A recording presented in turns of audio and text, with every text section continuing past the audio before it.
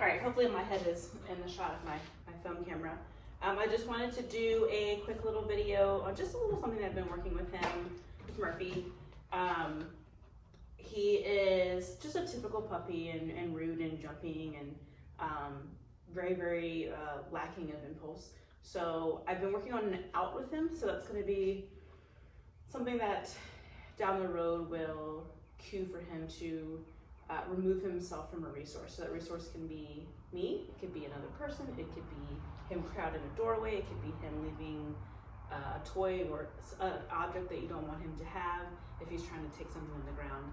But right now I'm just really working on creating that muscle memory just for the stepping stones of the behavior. So all I'm going to do is say the word out, have a treat ready in my hand, I'll say the word out, and then just toss it away from him, back behind him. So I want to make it a point for him to be able to see the treat go so that he turns and moves backwards. So again, that's creating that muscle memory. Every time he hears the word out, he moves backwards. So right now I'm using it mostly away from myself, and then I will, if he continues to do training, I will transfer that to where he has something and I say the word out and he just reflexively, if that's a word, moves back away from that. So I'll demonstrate it real quick away from me, and then I've also been using it going in and out of doorways because I've noticed that he's really, he's very keen on just like pushing and running through things. So the biggest time for that is when I'm trying to take dogs in and out of yards, which is totally, like, they're all doing it, they're all trying to crowd the doorway.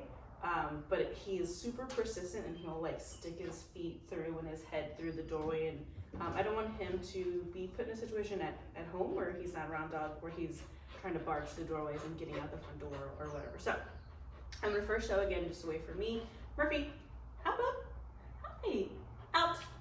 And then he runs to go get it. Hopefully he's in the shot. Hi, with your ears are standing all the way up today. Murphy, yes, good boy. Out.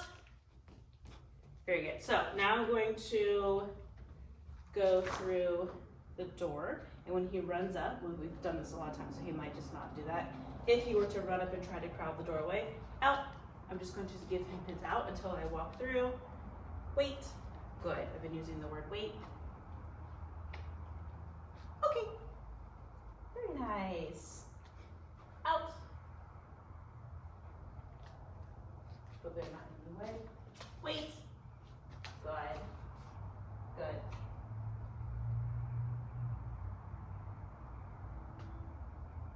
Good. Waiting for him to look up at me. Okay.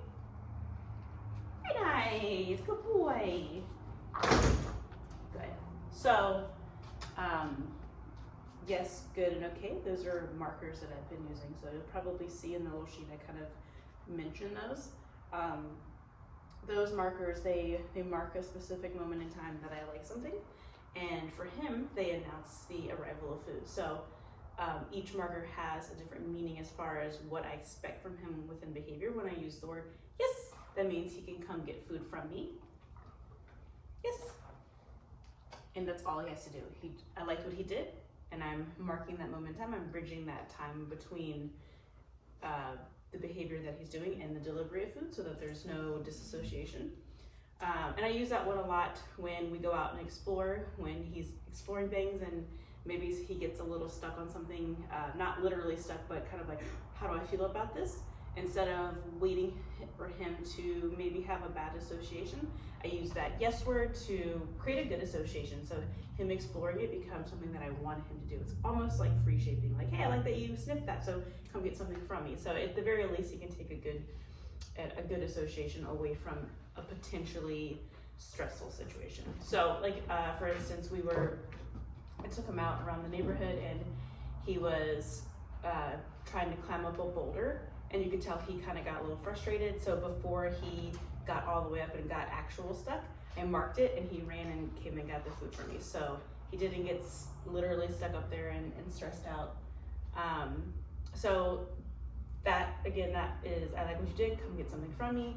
Whereas good and okay, just kind of playing around a little bit with that being more of a duration marker. So if he's going into a behavior, like for instance, when I said wait, I use the word good, reward, good, reward, good, reward to keep him in behavior, and then, okay, he can come out of behavior. He's done with that behavior. So very much so just in the introductory phase. It's not a super strong response yet, just because especially for him, it's been a lot of inconsistency. So he was here for 3 days and then a day and then now again today. So he's doing really well. He's growing up really nicely.